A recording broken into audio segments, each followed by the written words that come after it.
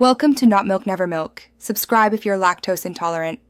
You need an updated Discord app and an active account. This ensures the setting exists and behaves consistently.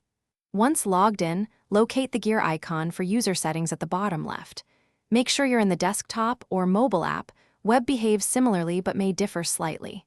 Now tap or click user settings because that's where appearance controls live.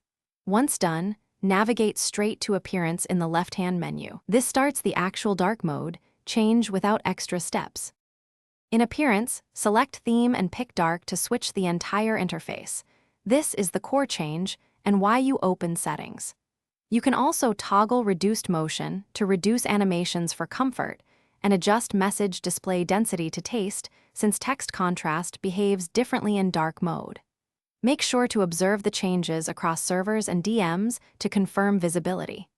If you want system integration, enable sync with OS theme so dark mode follows your device settings. After selecting dark and adjusting motion or density, close settings and scan several channels to ensure consistent appearance. This confirms the change took effect.